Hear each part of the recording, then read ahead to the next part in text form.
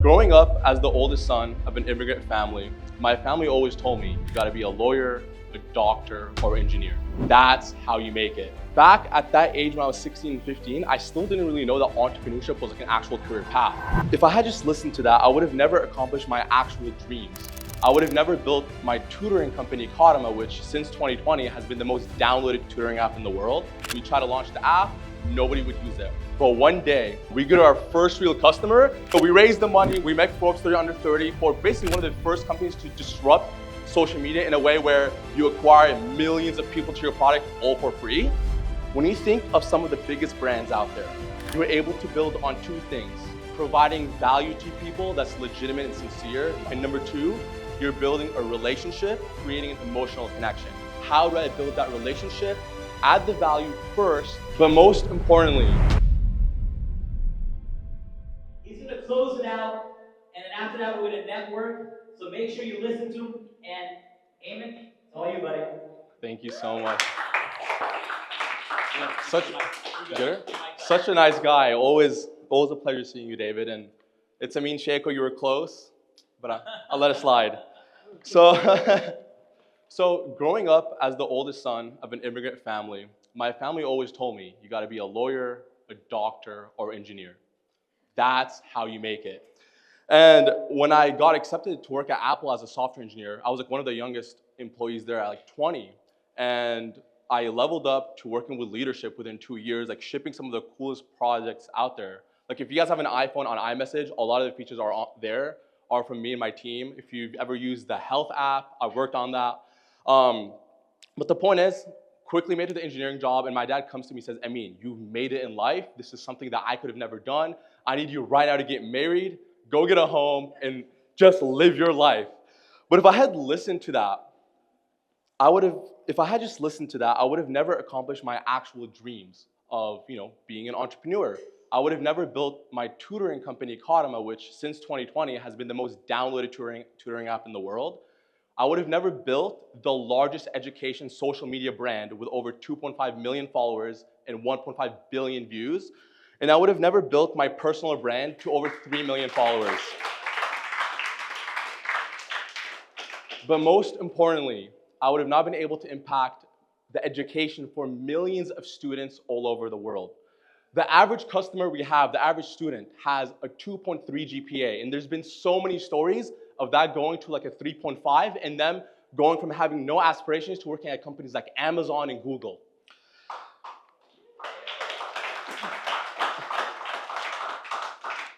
And don't get me wrong, there's nothing wrong with working a 9 to 5, nothing wrong with being a doctor. We need doctors, we need lawyers, we need engineers.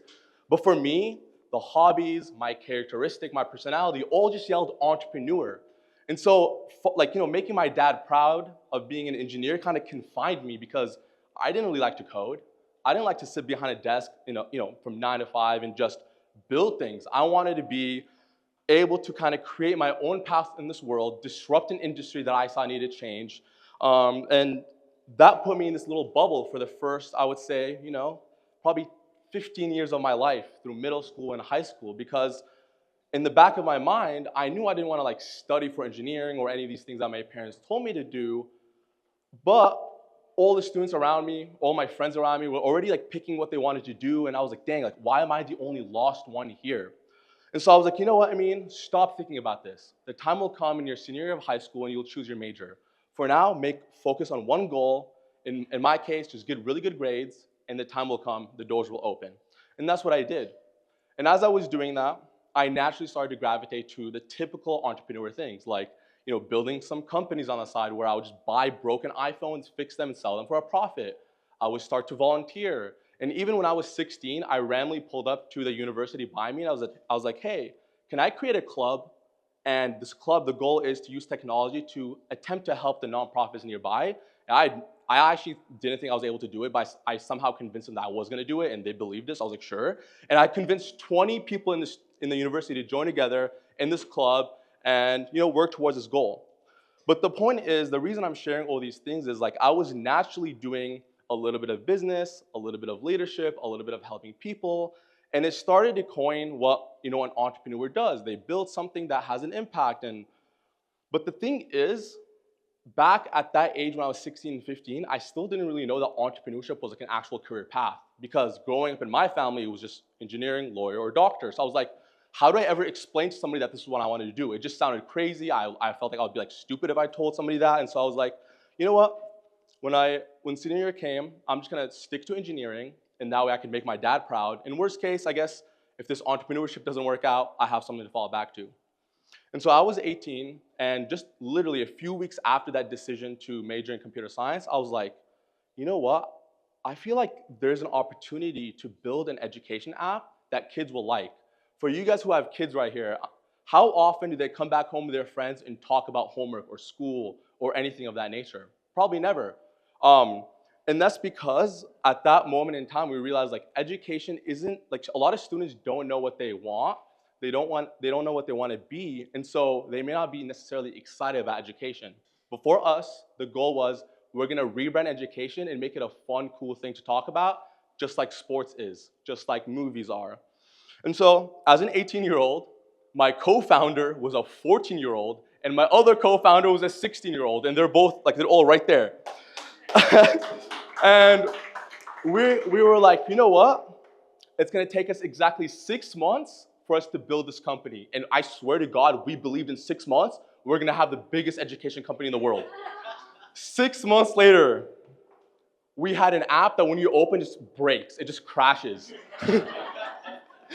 And then I'm like, oh, well, this is not going too well. But the point is, we kept failing and failing and failing for 2 years, all throughout university, and then even while I was at Apple, we failed. We tried to launch the app, nobody would use it. And 3 to 4 years of failures. So from when I was 18 to like 21, 22, nothing worked. But one day, in like early 2020, we get a little ding on Stripe, which is like a payment processing platform. We get our first real customer. That wasn't us, and it wasn't us begging our friends or family. It was a real person somewhere on this world. And I was like, what the heck? We got our first dollar, and we all celebrated like we were all Bill Gates. Like, it was like, I said, dinner on me. It was like, we had like $20 in our bank account, but we did it, right? And so, but guess what? 3 months later, March 2020. Everybody knows what that is, right? The pandemic, right? Everything shut down. Our in-person tutoring shuts down.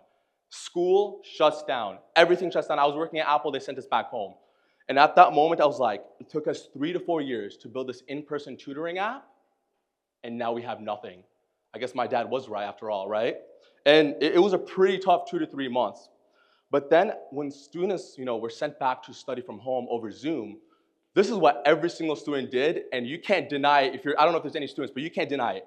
You would wake up at 9 a.m., you would open up Zoom, you put that thing on mute, you turn off the camera, and you go back to sleep. Everybody was doing that. Even my brother, who's a co-founder, he was snoozing through school. And and so GPAs were suffering. Students lost access to the tutoring centers. They lost access to all their resources. And at the same time, there was a rise of TikTok. That's the TikTok era, the social media era. And I remember, I was like, holy crap, all the kids are here. We have this app. What if we turn it from this in-person app to a virtual app and connect people all over the world? And then we use TikTok to promote it. The moment I told that basically idea to some of my coworkers at Apple, they're like, how the hell is a grown-ass man like you gonna be on an app with kids? That is embarrassing, don't ever do that. And I'm like, what? Like, chill, it's just an app. And so I was like, and at that very moment, I was like, am I gonna really let some random person dictate what I believe is the right thing? And for the first time ever, I was so confident to do the opposite of the norm. I was like, I don't care, we're gonna do it. And so I meet with my team, I'm like, hey, education isn't a fun thing for students. So we're not gonna just do a bunch of videos promoting a tutoring app. Nobody's gonna watch that. Let's think high level. Tutoring is within education. And within education, anything that's like informative technically counts. What do kids like? Kids like free food. Kids wanna know, well, I guess students wanna know, or let's say like an average 18-year-old wants to know if their girl is cheating on them.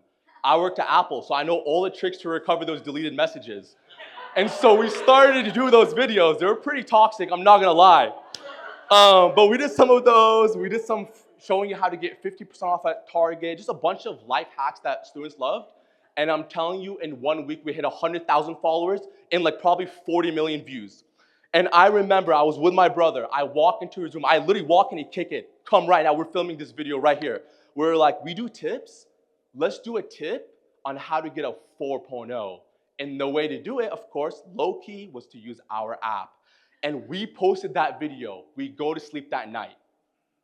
We wake up to a flood of notifications, 2 million views. We're like number 7 on the App Store. Emails from the biggest investors reaching out. And we're like, we didn't even know what to do.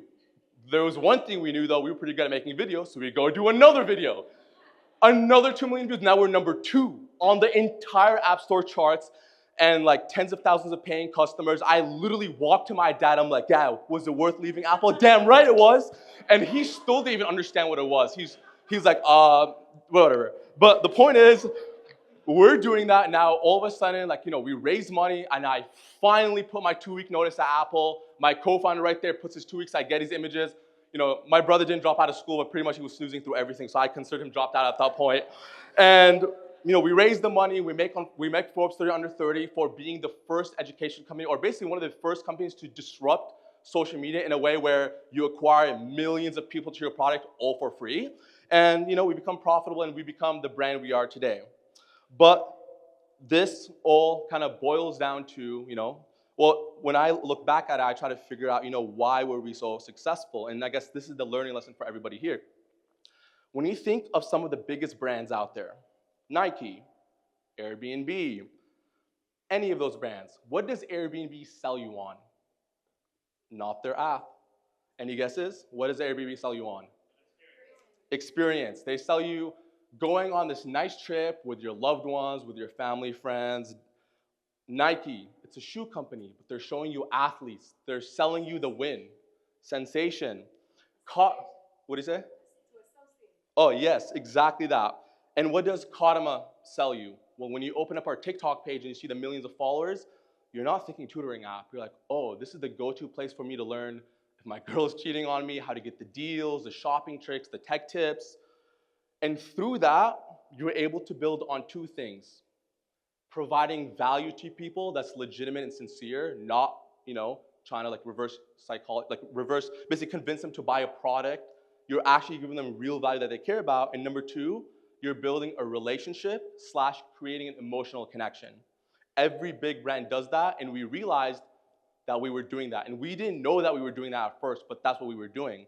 And with any brand out there, it doesn't matter if it's education, shoes, shopping, any brands that you guys are working on right here, there's always a higher level niche or content strategy idea that you can create that can establish one of the 2 points I just mentioned right now to help take your brand to the next level. And I believe today, especially 2024, we're in an era where you can't just start selling your product if you're a company. You first have to approach it as a creator. How do I build that relationship? Add the value first, and then the time will come for you to sell the product.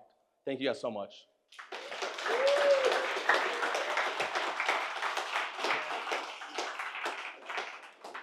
Good job.